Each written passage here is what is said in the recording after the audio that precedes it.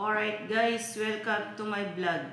Today is meron tayong dalawang gulay. Ampalaya tapos patola ang ating gulay. Tapos ang ating mais. Init guys.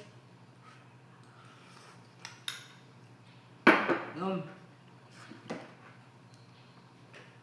Punasan muna natin yung ating lamesa.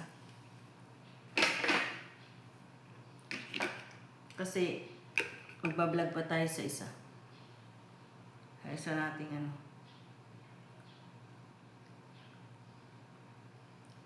Wala pala akong upload ngayong tanghali guys. So magiging upload natin is ito. Ating mahiwagang mais. Yan. Ito muna. Pinapalamig-lamig natin. Hindi na tayo nagbukas ng electric pan muna kasi maingay, background. Guys, itong ating pananghalian mais. Mukhang tag-mais yata ngayon. Tag-mais dito sa Taiwan ngayon. Kasi papansin ko dami na yung mais. Kaya minuto ko na. Mura lang.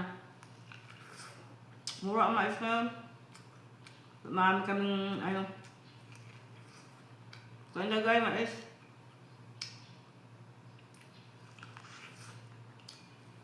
Ito na yung pananghalian ko kasi bigat naman sa tiyan to.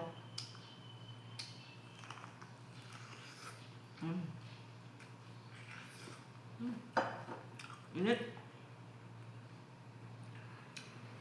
Guys.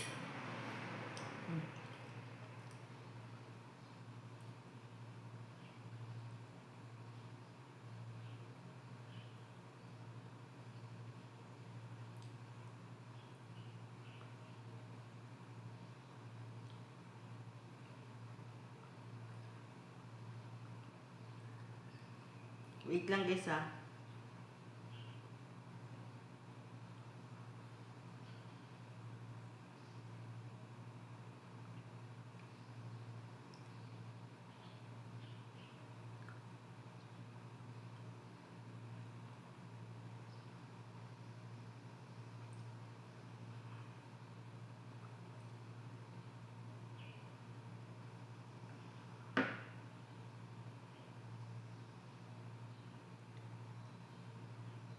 Guys, saglit lang.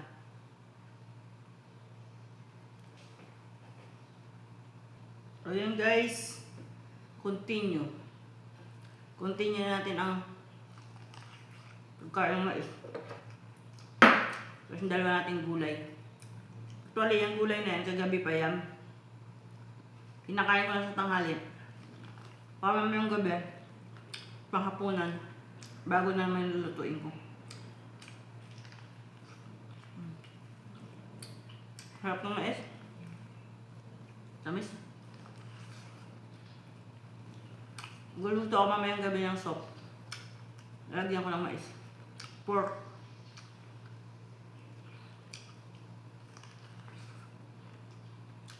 Labanos, mais.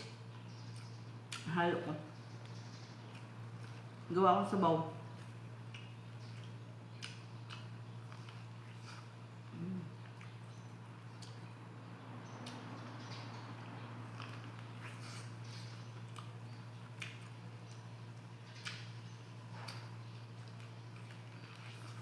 Grabe.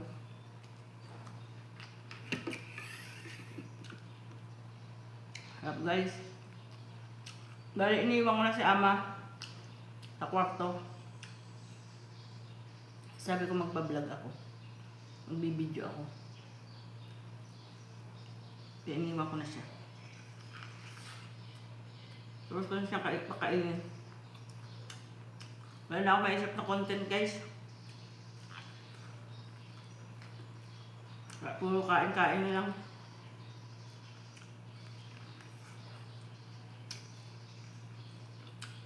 Hindi na kaya kami nakakalakad sa ama. Kung pwede pa sana isakay si ama sa wheelchair. Nakakalibot-libot kami, hindi niya na kaya. Kaya sana, marami akong mga content na sa palibot namin dito. Mamasyal kami sa farm.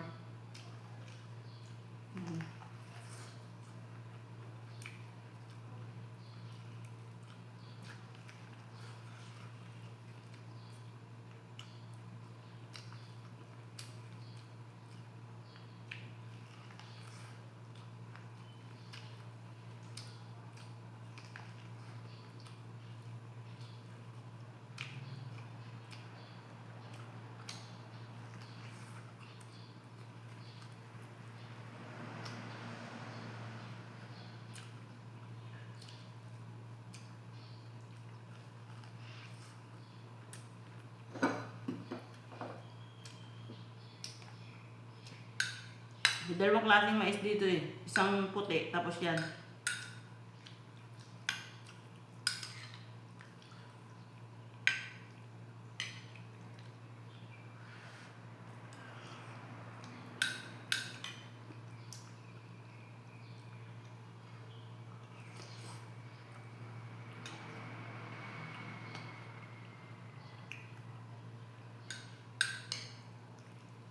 Guys, kaya gulay.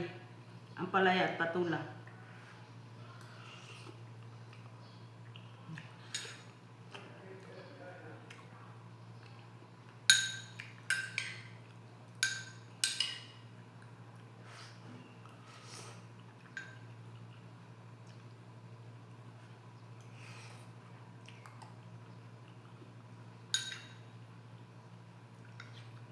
Napaktas ko na yung sarili ko na hindi ako makain kanin. Sabi, sa Pilipinas daw ay napakamahal ng bigas. At least doon pag uwi ko, hindi na ako sanay kumain ng kanin. Nakatipid. Kaya lang din naman kami nabili ng bigas. Hindi kami nabili ng bigas. Ay, may ano kami, bukid.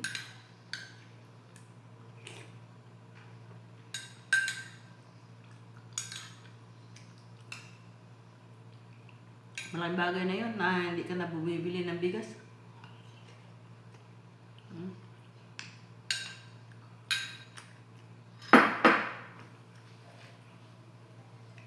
Mula nung natubos namin yung yung sakahan namin, hindi na kami nabili ng bigas.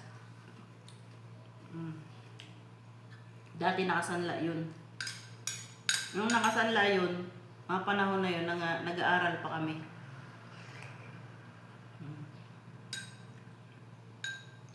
Natubos lang. Yung mama ko nag-retired na sa gobyerno. Nakatanggap na pera, siyempre sa retirement. Kaya natubos. Dati, bumibili talaga kami ng bigas. Namumulot nga ako ng palay dati para may pangbigas kami. Yung pag-anihan, baka na sino nakaranas dito. Namumulot kami yung mga natitira-tirang mga palay-palay. Iniipon namin yung as ginigiik, yung paa ang gamit. Tapos yun na, nililinisan. Binibigas namin yung pantagdag ng konsumo.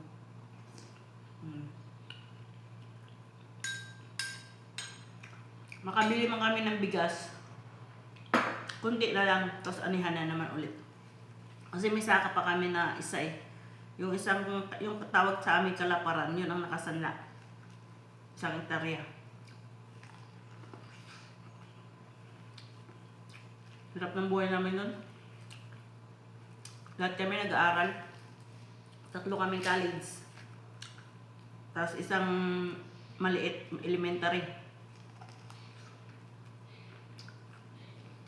Nakaginhawa lang kami, naka-graduate na kami 3.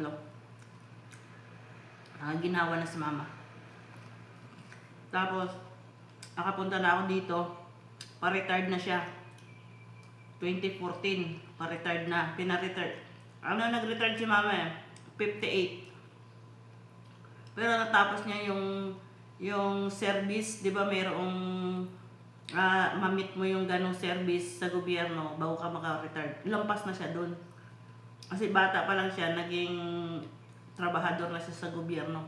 Parang 18 years old pa lang siya noon. 2014, 2015, nandito na ako. Sakto naman na retired na si mama. Doon ba yung namin natubos yung talukan, yung bukid. Kaya buong 3 taon ko dito, ako yung halos sumuporta sa pangailangan nila sa bahay. Kasi hindi pa naman agad-agad nag-pension ng ganun, hinintay pa na 60 years old si mama bago nakatanggap ng pension. Ubus ng pera. Sakto na nandito na ako, lahat ng sahod ko binibigay ko sa kanila. 15 to 20,000 monthly pang allowance nila. 20K. 3 taon yun.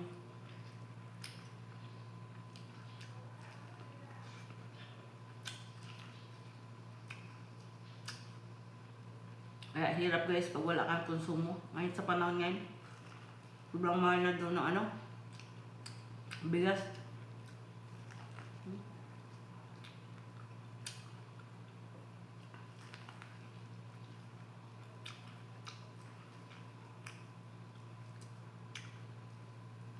Malapit na matamis guys. Malapit na maubos.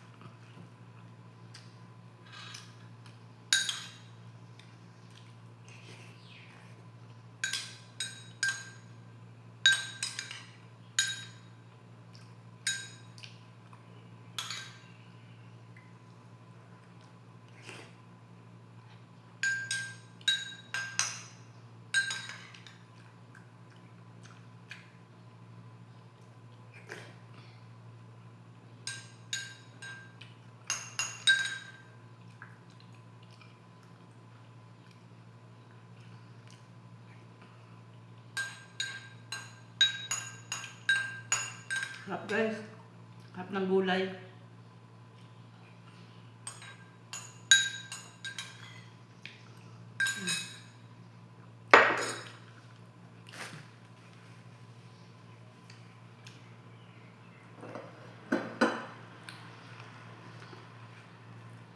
Guys,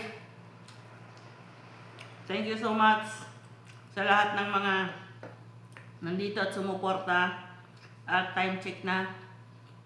At kay admin, sobrang salamat.